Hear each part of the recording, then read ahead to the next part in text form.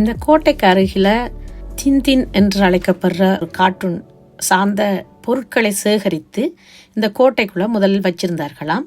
அதற்கு பிறகு அதுக்காக தனியாக ஒரு கண்காட்சியகம் மாதிரி இந்த கோட்டைக்கு அருகிலேயே செய்து வைத்திருக்கிறார்கள். இந்த கோட்டையையும் தோட்டத்தையும் உட்சென்று பார்ப்பதற்கு 14 யூரோக்கள் வசூலிக்கிறார்கள்.